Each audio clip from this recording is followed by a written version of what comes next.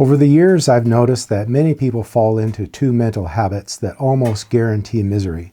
First is a tendency to compare their own experience to what the lives of others appear to be. And second is focusing on the negative in their own lives instead of what is going well. Today, I'm going to unpack those two statements and explain how your happiness might hinge on understanding these simple concepts. Hey guys, I'm Dan, and this is mindcarecompass. It's part of our human wiring to compare our lives to others. Psychologists have studied this for decades under something called social comparison theory. But social media has certainly amplified it. So now this pattern is sometimes referred to as the Facebook effect. But you don't need to know the term to recognize the experience. When I look inside, I just see pain and suffering. But when I look at others, they all seem to be having fun and filled with joy. And without realizing it, we start measuring ourselves against that picture. What's unfair about this is that we're comparing our real lives to other people's highlight reels. I don't really know what their inner experience truly is. Looking at their social media posts doesn't provide a window to their anxiety, boredom, and regrets. The mind fills in the gaps and assumes they must really be that happy. And in the end, I'm left with a hidden judgment. What's wrong with me that I'm not as happy as they are? Most people never say that sentence out loud, but we all feel it. Research has repeatedly found that comparing ourselves to others decreases satisfaction, contributes to depression, and makes people feel like they're failing at life.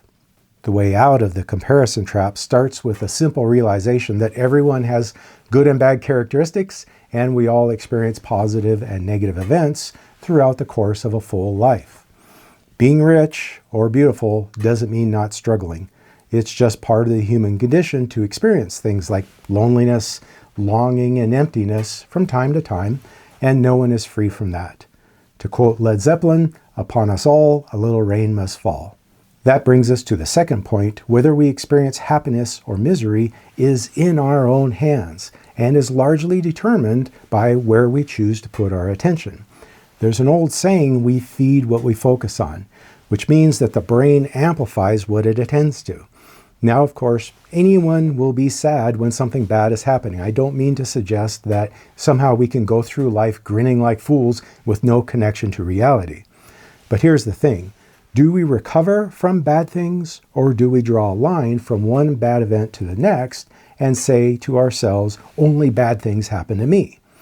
That belief is false and a recipe for misery. In moments of clearer thinking, most of us can acknowledge that I do have many good things going on in my life as well, and I can experience gratitude for those positives even in the midst of difficulties.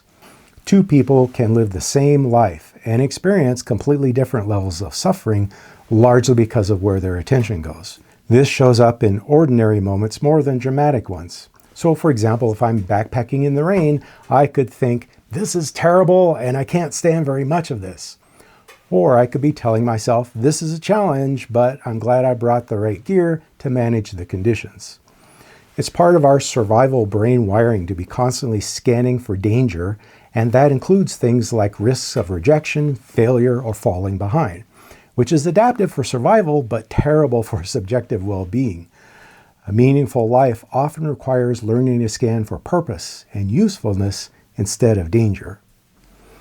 So, how do we put these insights into practice? Well, two things you can try. First, catch yourself when engaging in comparisons and say these words, everybody poops, which is just a quick reminder that everyone has an inner life that you can't see, and they have good things and bad things in their life just like I do. The second thing is to try a gratitude meditation. This isn't about pretending life is perfect. It's about not letting difficulty be the only thing your mind notices. So every morning as you are making coffee or getting breakfast, make it part of your morning ritual to name one thing in your life that you are grateful for. It doesn't have to be something huge. It can be as simple as, I'm happy that I have a good dog, or that I slept well last night. And it doesn't matter if it's the same thing you were grateful for yesterday, as long as you take a moment and truly feel that gratitude. If you like a challenge, it's even better to find a new thing each day to be grateful for.